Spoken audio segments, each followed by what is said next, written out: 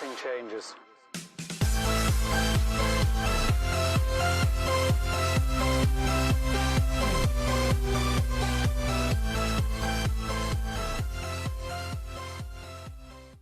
Hey, good evening, everybody. Welcome into the Rockstarflipper YouTube channel. And if you read that title, it seems pretty scary, right? But I'm here to kind of hopefully get rid of the fear that a lot of resellers have over a topic, trademark and lawsuits, that is scaring a lot of newbies. It's done it before, it's done it now, and this won't be the first or the last time that it happens. The only reason I'm making this video is because there's probably nobody in this reseller community, and I say that with extreme confidence, with the exception of anyone who may be in the law business, who may be a lawyer or somebody that works in that type of field that has more experience or knowledge on this specific particular matter besides me, and for good reason.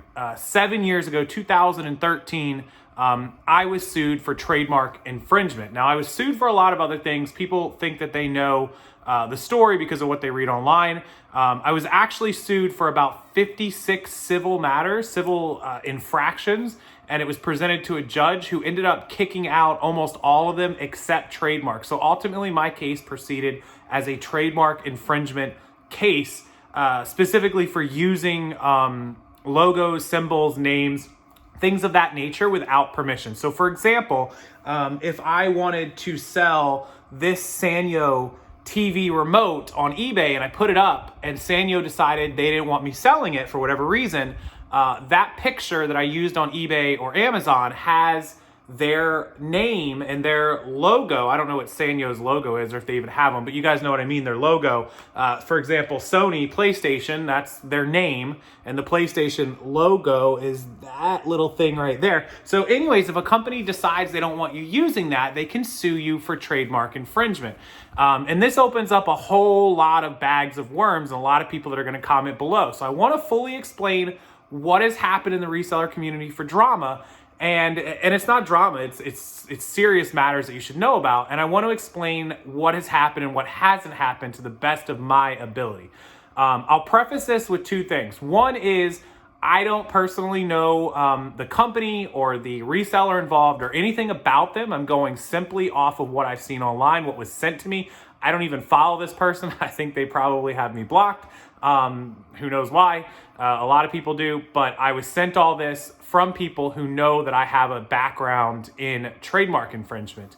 Not for a good reason, but I do. And so that's what I'm basing this off of. That's my preface, is that I don't know any of these people and that I'm only going off of what I've seen. So all of this is my best understanding and, of course, a guess, essentially. Okay, so a reseller out of New York City bought some items. From what I've gathered, it looks like they purchased them at a Goodwill or a similar thrift store. And it was brand new swimwear, brand new bathing suit sets, whatever it was, inexpensive ones from a company that's well known, from a company that has 2.3 million followers on Instagram called We Wore What? I guess that's the name of it. Again, I'm not familiar with the company. I don't wear bathing suits like that, obviously, and I don't know that Kate's ever heard of them either. So with that said, they had donated or somehow given that Goodwill 100 bathing suits, brand new with the tags, mind you. I believe it was brand new with the tags, but definitely unused. I think they all had tags. This swimwear sells for approximately $200, $150, $300, brand new retail and more. They're one of those, I guess, boutique-y type things from New York City. Okay, so reseller buys said merchandise from Goodwill. No idea what she paid. Let's assume she paid $5 or $10 a piece. Who knows? It was 100 pieces. So maybe she was out $1,000, $1,500, doesn't matter. Gets it all home, listed on Poshmark. She's a very big seller on Poshmark. Puts them up for, on average, $130. Her total sale price on Posh, had somebody come along and wanted to buy all 100 pieces, was $13,000. 130 average, 100 pieces. Well, the owner of this swimwear company must have gotten a tip or gone on Poshmark herself, looked for these pieces and found them. The reason she was looking for them is because these were an unreleased line of summer wear that was not supposed to be out for sale. One of her employees or volunteers or somebody at her company or herself, who knows, accidentally put them in the donate bag for Goodwill. Whoops.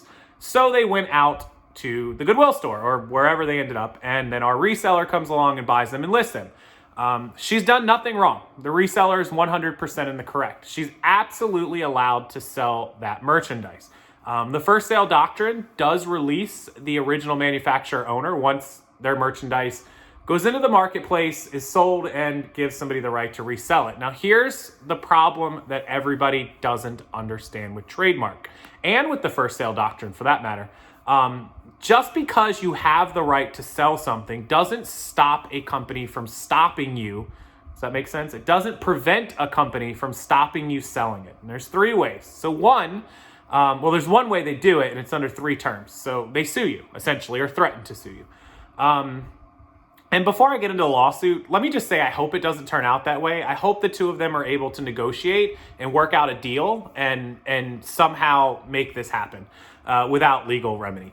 The reseller offered, actually, in writing, to give the company back the merchandise at resale value. She clearly put it in writing. She put it up in screenshots. She said resale value, and the owner agreed to it. The owner then backed out after she realized, like, oh my God, 13 grand. No, I was going to give you your cost, which from the thrift store was probably cheap, which doesn't matter because the reseller had cost involved in the time, her travel, her photographs. She had probably an employee that I think she mentioned list that stuff. So there was other costs. Let's just say she paid $1,000. I'm throwing the number out again, guessing. She probably had another $1,000 worth of time and money tied up in it. So let's say she's out $2 grand. We're not in the business to break even, right? And so even offering her $2 grand was kind of not responsible by the owner. She should have gone somewhere in the middle and negotiated. Now, of course, the reseller is going to start high at her 13 grand. The business is going to start as low as they can to remedy the oops that they made, the mistake. But at the end of the day, they made the mistake. And whatever the amount is to clear this up is the amount that they need to swallow. It's a tough pill to swallow. But you know what? Mistakes happen, and that's just business. And she makes a lot of money. The company's well off, from what I understand. And you suck it up. Do it. And do something nice for the reseller who's actually giving you back the merchandise. Now, a lot of people commented, the reseller, if they can't come to a deal, is under no obligation to give the stuff back. And that's correct. She can't be forced to give it back. She could take it outside and have a bonfire, and there's really nothing that could happen. Now, as far as reselling it, which is what I just left off on, she does not have the right to resell it. She technically has the right to sell it, but she does not have the right to use their logo and their trademark. So we're back to where I started with the PlayStation controller with the logo and the name. So here's the three ways that they can get her. So number one is she's posted it online, which I'm sure they have screenshots of or records, using their logo and name. And that technically can be called trademark. And so everyone's going to scream, well, then that would be every item on the internet we use their name and logo. And while that's not entirely the case, it is the case if somebody wants to push the issue.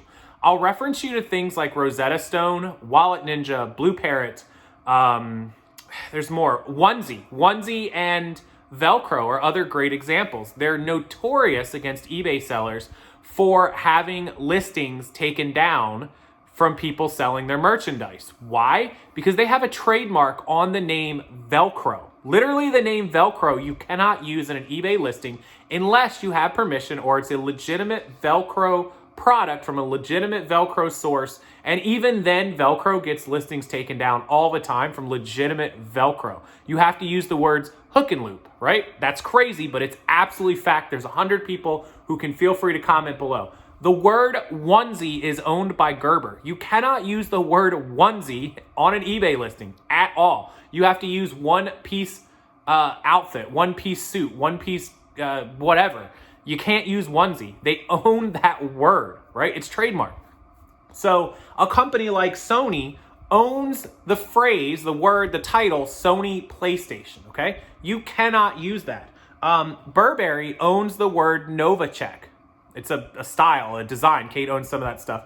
Novacek, the classic Burberry. You cannot use that for merchandise that Burberry produces unless you have permission. It's legitimate and all that. Now, 99.9% of companies will never, ever come after you. They'll never say anything. There's some notorious ones. Again, Velcro, Onesie, Rosetta Stone, Beachbody, P90X. They're huge on this. You cannot use their stuff. You can't sell their stuff. You can't list it. You can't do nothing. They'll hammer you. Now, most companies don't care as long as you're selling real. Now, if you're selling fake Burberry Novacek, they care. They'll take you down, of course. But if you're selling real Burberry Novacek, they're almost never going to care. A Ford F-150, if you go list your F-150 on eBay or Craigslist and sell it, Ford doesn't care that you're using the word Ford or their trademarked F-150. It's great advertising for them, etc. Could they sue you?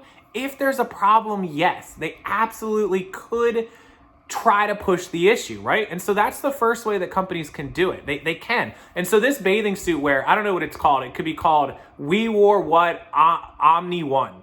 She used it in her listings and she's violated trademark without their permission. It almost never happens, okay? And that's partly what my case was involved in.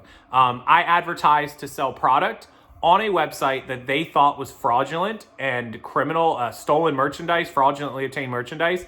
They were unable to prove the fraudulent and stolen because it wasn't fraudulent and stolen. After they filed their lawsuit, they did their records. They realized the merchandise I was selling was legally obtained. And so they had to get me on something else. And what they got me on was my listings on eBay and Craigslist where I was selling stuff had the words of their company and the name of the product, which they had trademarked. So that was where I got hit. Same thing. Okay, the second thing that people are going to say is, well, if that's the case and you have the legal right to sell it, they have no legal leg to stand on. And that's correct. They may lose the case. You're right. They may not be in the right. The problem is trademark and IP law, especially at a federal level. Here in Florida, I spent $57,000 in 13 months fighting a case that I had no chance of winning against a $55 billion company. That's just the way it was. I was sued by a Fortune 50 company. They're top 50 companies in the country at the time. They're not anymore, but they were.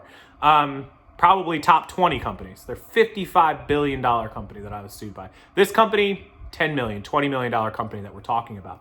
But it doesn't matter. You can't win. You can't win because you'll never make it to court because cases like that cost $50,000 to $100,000.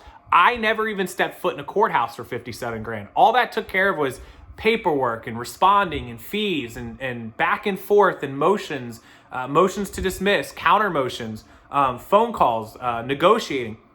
We never even made it into mediation. Mediation alone would have cost me another 5 to 10 grand. Stepping into the courtroom would have cost me 5 or 10 grand. You're talking about 100,000 before I'm done. I easily could have gotten to another $40,000. So that's the second way. One, they scare you with the lawsuit and tell you like, hey, trademark infringement. Two, they scare you with the money because you just can't respond. And this is where a lot of people get in a lot of trouble because they turn into He-Man. Trust me, Casey Paris in 2013 during my lawsuit thought I was He-Man and was like, bring it on. I'm right, you're wrong. I know what I did.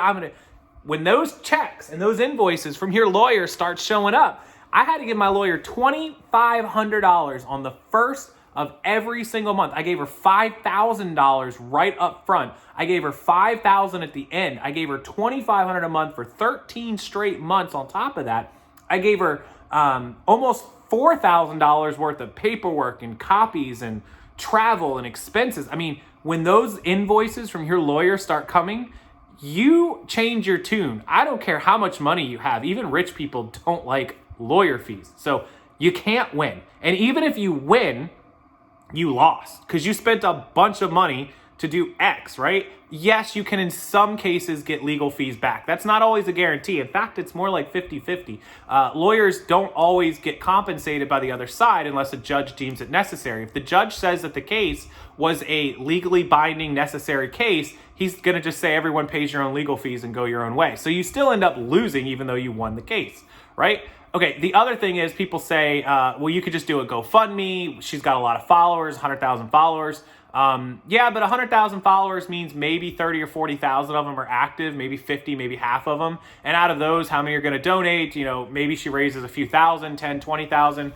This is a drama, viral type topic. So she may get quite a bit of money and could fight it. It's possible, but doubtful. It's not really, people tend to donate money for deaths or medical diseases. Legal fees over a reselling topic, I don't know how much it would raise, but we'd have to see.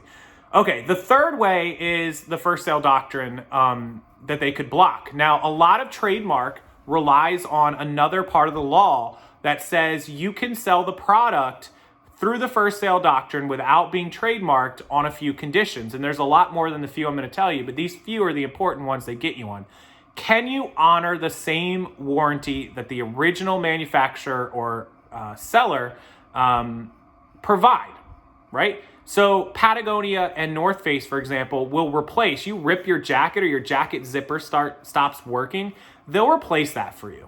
And that's part of their warranty. And so Patagonia and North Face come down on people selling brand new. They don't care if you sell used necessarily, but they get really mad if you sell brand new because you cannot honor the warranty like they can. And that's kind of a subset of it. If you in any way, advertise or infer that you are authorized to resell, that's a violation of trademark as well. But not being able to honor the same warranty, that's one thing that can get you in trouble. If that swimwear company offers any kind of warranty, which I don't know, somebody maybe can comment below, then the reseller is unable to offer that and she's violated trademark. That's just the law. The second way on that trademark subset is if you can't honor the same packaging. So for example, when you buy Chanel's number 5, their scents, their perfumes come with a special little insert, a little thank you card or a little box with some tissue paper. If you don't have all of that, you can be sued. In fact, Chanel is currently suing a reseller on eBay for $56 million because he was selling Chanel perfume bottles that they admit were 100% legal and he had the right to sell because he did not have the packaging to go with it. He sold it without the right packaging. And they filed the lawsuit. Why? Because they just want to shut him down. They just want to stop him. They don't care if it's peddly and piddly and frivolous to you and I. To them, it's hurting their business because every person he sells a bottle of Chanel to won't buy from them. What they don't know is most of those people won't buy from them anyways. But yeah, so that's kind of the way. Those are some more things. If you don't have the right warranty or the right packaging, again, they can stop you. So there's all these things. And at the end of the day, it comes down to this. If a company wants to sue you, they will sue you. You guys see it in the media all the time, right? That people sue people for the stupidest things. Like, my McDonald's didn't come with ketchup packets in it, so I sued them.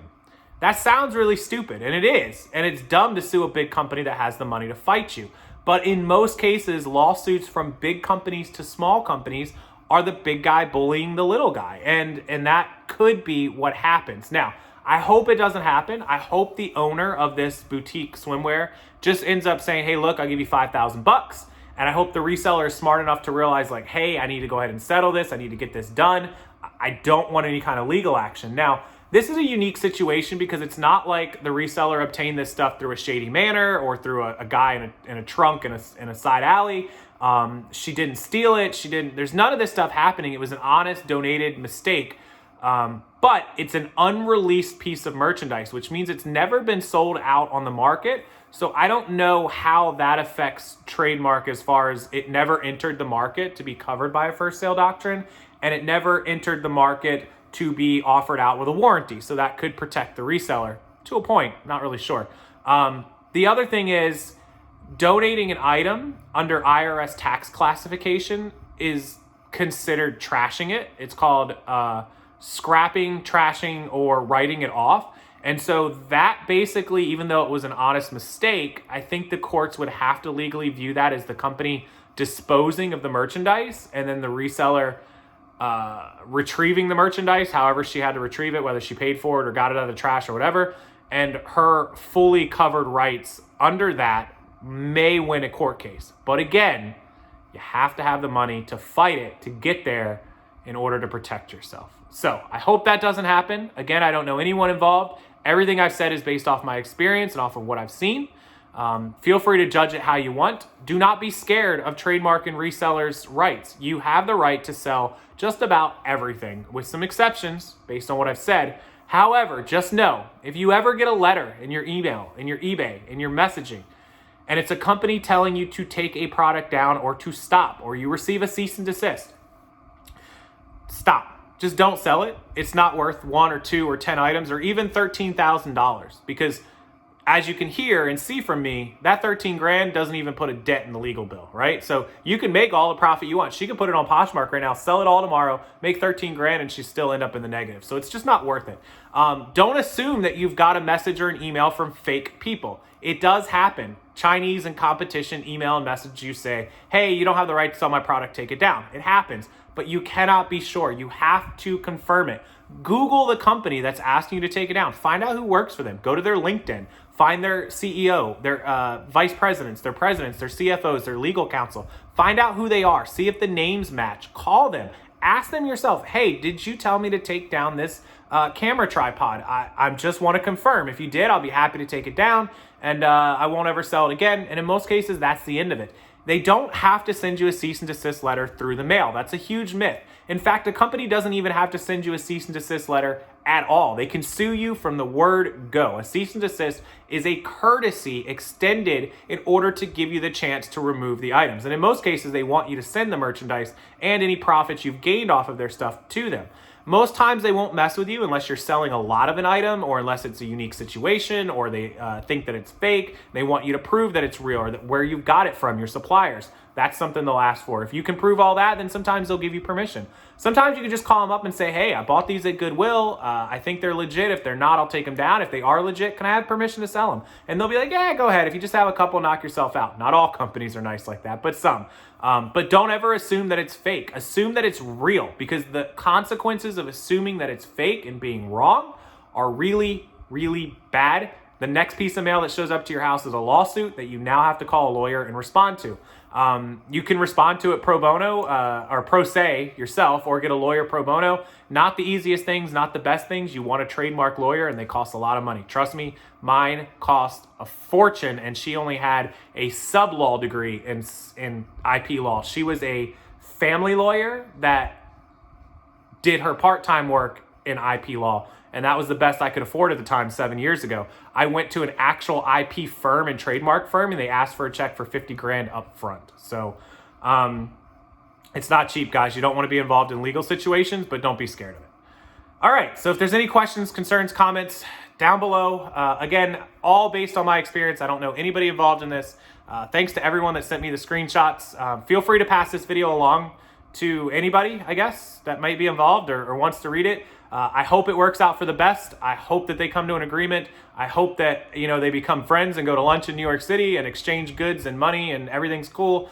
And I hope that no one has to deal with the stress of a legal situation, because for a year and a half, I probably didn't sleep very much. So, okay, have a wonderful weekend, guys. Have a wonderful night, and I'll see you next time.